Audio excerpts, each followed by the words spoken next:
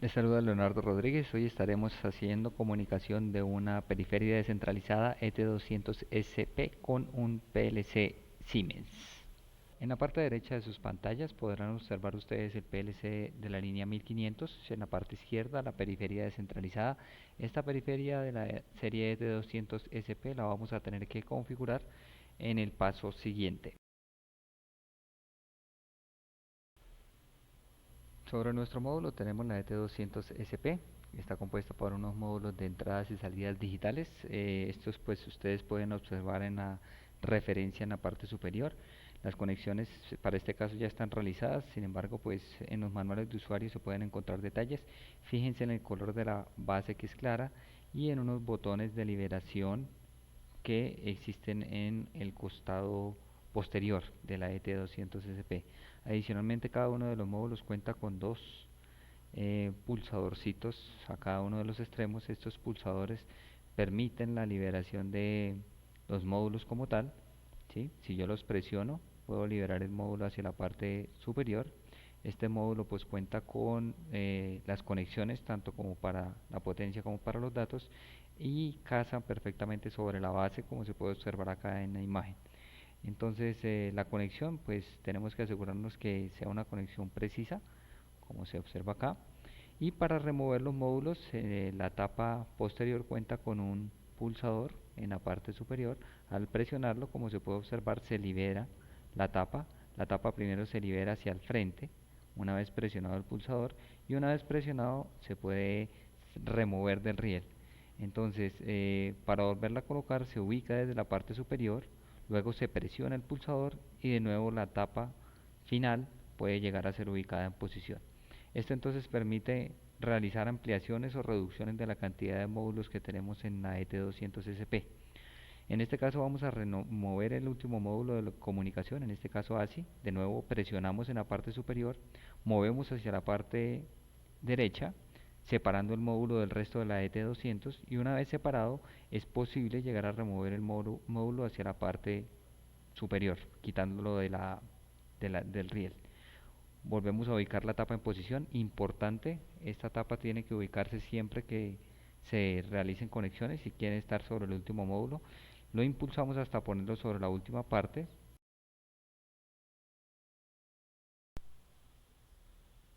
Entonces, comenzaremos con nuestro proyecto para realizar la configuración del PLC 1500. Recuerden que los datos de configuración del PLC están sobre la parte superior, como se observa acá en la imagen de la esquina inferior izquierda. Eh, Importante tener en cuenta que tanto los datos de la referencia como el del firmware de los módulos tienen que ser exactamente igual al que tenemos en la vida real. En este caso pues tenemos el PLC de la línea 1516, un módulo de 32 entradas digitales y un módulo de 32 salidas digitales como tal. También cuenta con un módulo de entradas análogas y de salidas análogas de 8 bits, si no estoy mal. Cada uno de estos módulos pues se agrega dentro de la configuración, como ya se observa acá en el video, siguiendo entonces las recomendaciones y las características de cada uno de los mismos.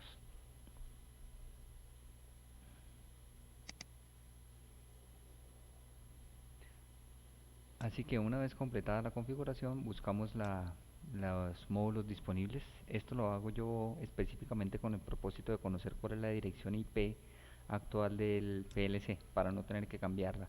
En este caso la dirección IP figura acá, la punto 192.168.108.84. Entonces esa la vamos a estar nosotros adicionando a la configuración de la CPU, como se ve acá. Entonces creamos acá la 108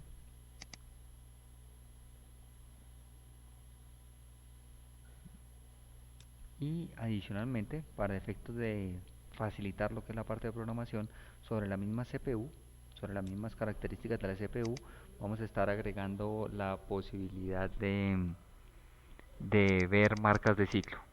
Para aquellos que no conocen, la marca de ciclo es una serie de marcas en una bandera que se le designa, en este caso la 100, que me permiten saber una frecuencia en específico. Acá están marcadas 0.5 Hz, 2 Hz.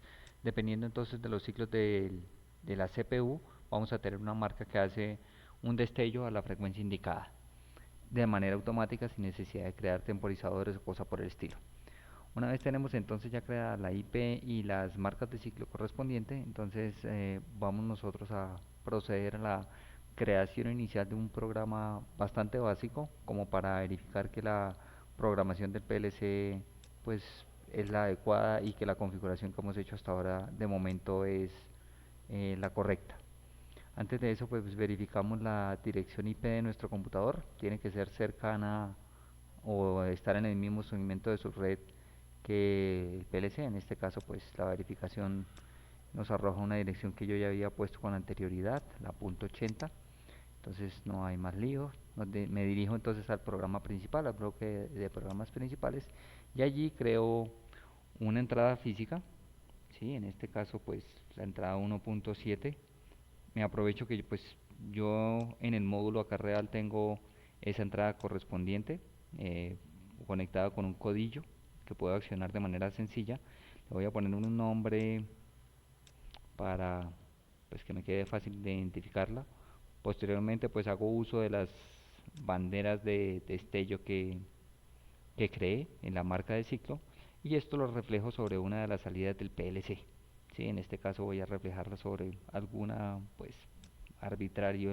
La selección ha sido arbitraria, no tiene ningún tipo de razón como tal, simplemente como para observar lo que sucede. Pues lo que espero es que al habilitar el pulsador de start, pues y dependiendo del estado de la bandera que está haciendo el destello, pues voy a obtener un reflejo sobre la salida. Entonces, importante verificar que estas conexiones de las entradas y las salidas tienen que coincidir con las entradas y salidas reales. Fíjense que ambos módulos, tanto entradas como el de salidas, ambos inician en la dirección 0, así que pues mi programa es correcto. Pues acá en este caso pues la 1.7 y la 0 y la salida asignada tienen un reflejo real, por así decirlo, una dirección real dentro de los módulos de entradas y salidas. Realizo el proceso de descarga. Pues esto pues simplemente sigo las indicaciones después de dar clic en el icono correspondiente. Eh, Cargo, teniendo en cuenta que pues los mensajes de advertencia me dicen que existe una diferencia entre lo real y lo online, pero pues es apenas de esperar. Pues el PLC tenía otro programa, y una vez entonces realizo la programación, pues ya me puedo ir, yo me puedo conectar en línea sobre el programa.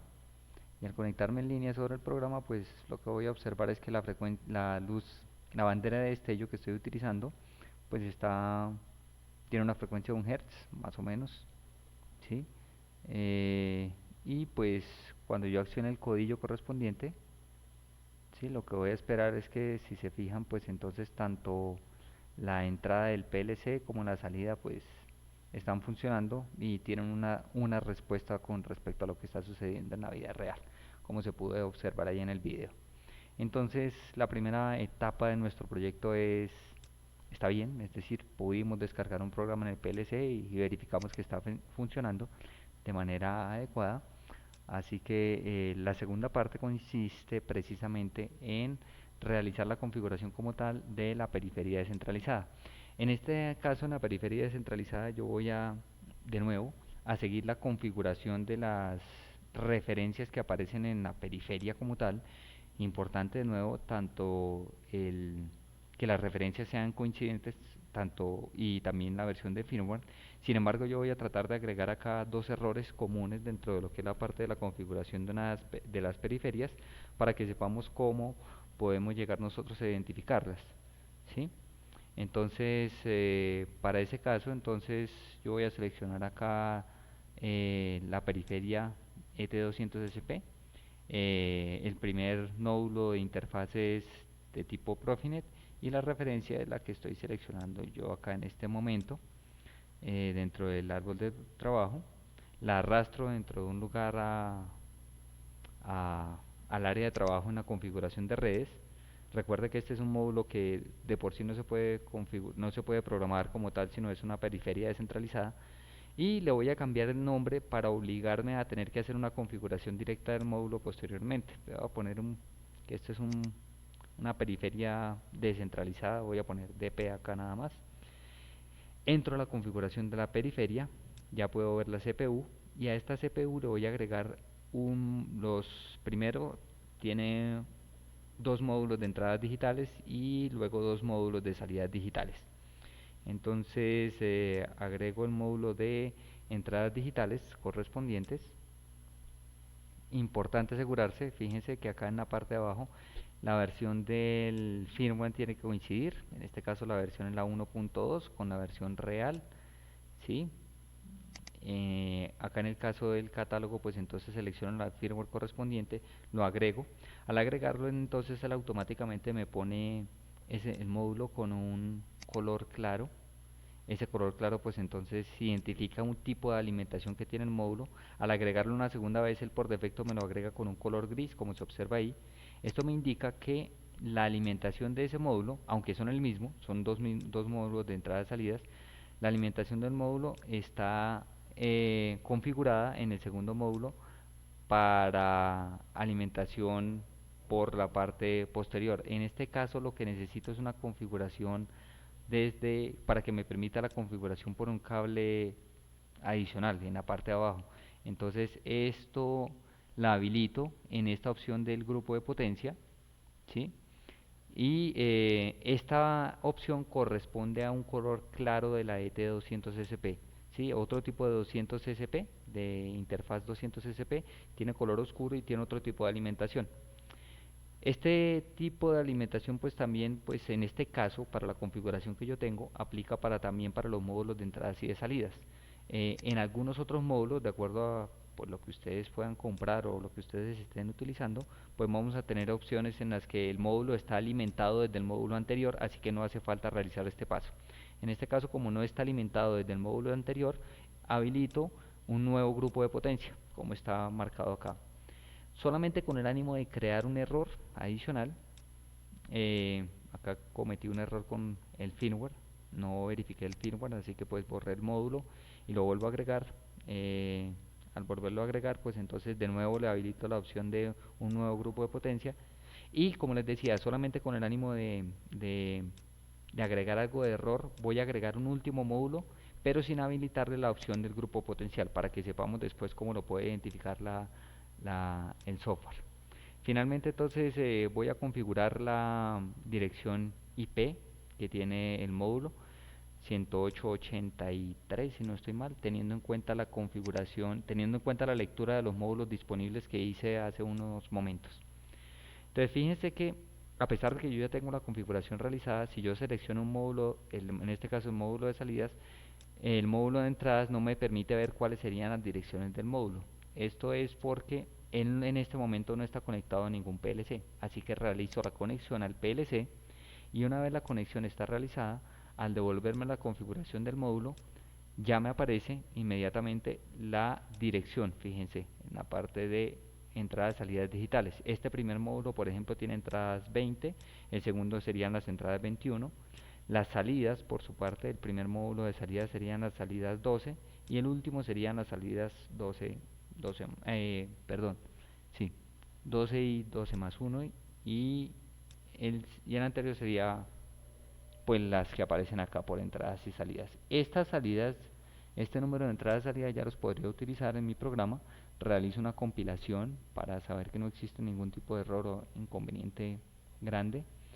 Una vez que compruebo que no existen errores, voy a insertar o voy a utilizar las entradas y salidas que hacen parte de esta periferia, que ya las identifiqué dentro del programa principal. Recuérdense, voy a utilizar las del módulo 21 y el último módulo de salidas, las que aparecen ahí, las entradas de la 21 y el último módulo de salidas, con un programa muy similar, es decir, prácticamente voy a copiar y pegar lo que ya tenemos hecho, ¿sí? Y le voy a cambiar el nombre y la asignación como tal.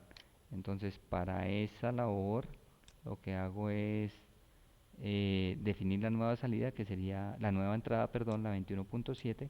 Le pongo un nombre que sería el Star 2. En realidad la memoria de destello puede ser la misma. Acá voy a utilizar una salida del grupo, del último grupo del módulo, como está acá identificado. De nuevo la selección es arbitraria, pero lo importante recordar es que estas salidas están conectadas directamente sobre la periferia. Las estoy leyendo por red a través de la configuración Profinet, ¿sí? Entonces, una vez que tengo mi programa realizado, voy a realizar el proceso de descarga hacia el PLC. El proceso de descarga en este caso se hace de manera similar a como si el PLC no tuviera ningún tipo de periferia seleccionada, es decir, lo busco tal cual como se haría de manera normal y realizo el proceso de descarga. Entonces, una vez realizado el proceso de descarga, él automáticamente entonces realiza la configuración de todos los módulos que estén conectados al PLC. Y la mejor herramienta en la que podemos llegar a identificar si todo está bien o hay problemas de algún tipo es a través de la herramienta de conexión online. Entonces, en este caso, una vez que realizo yo y termino la descarga, voy a ir al modo online en el PLC para verificar que no exista ningún tipo de inconvenientes.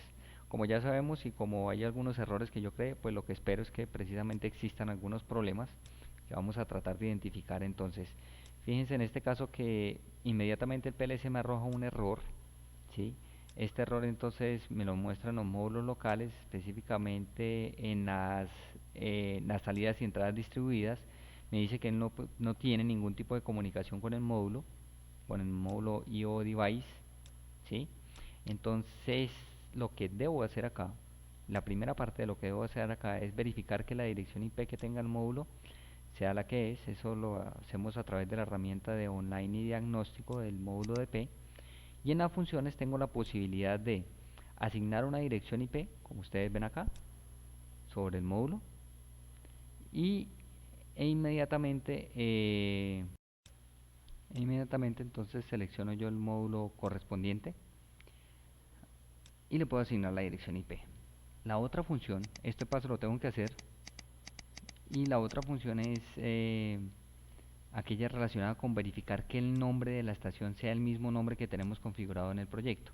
Entonces, si nos fijamos acá en la parte inferior, yo puedo decirle que me cargue los nombres actuales de las variables que tengo, y esos nombres actuales de la variable que tengo, acá me debe aparecer que existe como tal una diferencia de nombre. Entonces simplemente puedo seleccionar y le puedo decir que a esa estación que tiene un nombre diferente, pues le asigne un nombre como tal. Entonces, una vez que estos dos pasos ya están configurados, realizados, es decir, la verificación tanto de la IP como del nombre, lo que puedo llegar a hacer es, o lo que normalmente hago yo, es pasar la CPU del estado stop al estado run. Sí, esto es con el ánimo de pues adelantar el proceso de reconocimiento de los módulos. Aún así, no es totalmente necesario. En este caso, el error persiste cuando yo paso de modo stop a modo run, pero una vez que ya verifiqué que la periferia tuviera la IP y el nombre como tal del proyecto, puedo entrar a el módulo de nuevo y pedirle que me haga un diagnóstico. De nuevo, es un error que se presentó, no sabemos qué puede suceder. Me voy a online y diagnóstico, y acá sobre el módulo, en el buffer de diagnóstico, en la parte superior acá en el buffer de diagnóstico, él me muestra que efectivamente existe una diferencia en el firmware que tiene el dispositivo y el que yo configuré. Es decir, en el momento en el que yo agregué la CPU, le puse un firmware que no correspondía al que tiene en la realidad. Entonces este problema se puede resolver de manera sencilla, relativamente sencilla. Simplemente me desconecto de los módulos, vuelvo a mi configuración de dispositivos, al Device y Networks, y en la configuración de dispositivos sobre la CPU le digo cambiar el dispositivo. Este dispositivo lo voy a cambiar yo por el mismo dispositivo, pero con una versión de software diferente. Fíjense que la versión de software que estoy utilizando en línea es la 3.3, pero en este caso necesito la 3.1. Así que realizo este cambio como tal, ¿sí? Le digo OK, él realiza los cambios correspondientes. Ya podría entonces realizar un proceso nuevo de descarga, así que realizo de nuevo un proceso de descarga con el ánimo de que este primer error de software se desaparezca, ¿sí? Ya no me interfiera sobre el proceso. Reinicio los módulos De nuevo, como les decía, pues la mejor herramienta para saber si todo está bien configurado o no es a través de la herramienta de ir en línea. Obviamente, pues si ustedes se dan cuenta, pues este de ir en línea es simplemente un reflejo de lo que sucede en la realidad. En este caso, la CPU me muestra en el video, en la parte inferior puede verse que el PLC está funcionando, el programa de PLC está funcionando, pero existe un problema en uno de los módulos de la periferia, ¿sí? Ese problema se puede ver en la parte de la conexión. Fíjense que el último módulo me muestra un problema. Al ir a la herramienta de online y diagnóstico, de nuevo en el diagnóstico, entonces me muestra que la estación tiene un grupo potencial que no corresponde con la unidad base. ¿Sí? Esto se debe al problema que habíamos o a las características que les había explicado yo de la ET200 anteriormente. Eso quiere decir entonces que en últimas el dispositivo, el último módulo tiene un grupo de potencial que no es el adecuado, así que pues simplemente lo selecciono y lo pongo en el lugar en el que pues sabíamos que desde el comienzo tendría que estar. Pero esta es la manera de saber si pues cómo se puede detectar un error en la periferia. Una vez se ha cambiado esta característica, pues simplemente pueden ustedes guardar o compilar. Yo opté en este caso por las dos. Luego de que realizo la compilación, pues selecciono de nuevo el proyecto, realizo una descarga y al realizar esta descarga, pues simplemente espero ahora que el problema se haya solucionado. Entonces, de nuevo, voy a ir a la herramienta en línea, ir en línea, verifico que todos los LEDs estén en verde. En este caso hay una buena señal que me indica que los LEDs están en verde en la periferia y también en el PLC. No hay ningún tipo de advertencia, así que me dirijo al programa principal. Y si todo está bien, el programa principal, el PLC, ya sería capaz de leer la periferia y actuar en consecuencia también sobre una de las salidas de la periferia como esperábamos hacerlo desde el comienzo. Entonces me pongo online como tal. Al activar la entrada del PLC pues activa, y al activar una entrada a la periferia también activa. Entonces se puede ver acá también en la parte del video que pues la entrada del PLC activa una salida del PLC, y en este caso una entrada en la periferia. Si fíjense en los LED de estado de la entrada 7 me produce efectivamente una salida que nosotros esperábamos también en la parte de la periferia. Esto demuestra que pues estamos haciendo una lectura tanto de las entradas que están conectadas a la periferia y las estamos llevando hacia las salidas como tal. Esto sería todo pues por el momento con respecto a lo que es la parte de configuración de la ET200SP. Ya pues el límite ya sería la imaginación para crear proyectos un poco más complejos con respecto a lo que se puede conectar en esta periferia. Espero que haya quedado lo suficientemente claro. Gracias por la atención. Bueno, muchísimas gracias por su atención. Ha sido un placer grande haber tenido la oportunidad de compartir estos conocimientos con ustedes. Me contactan si requieren algún entrenamiento adicional y prometo mejorar.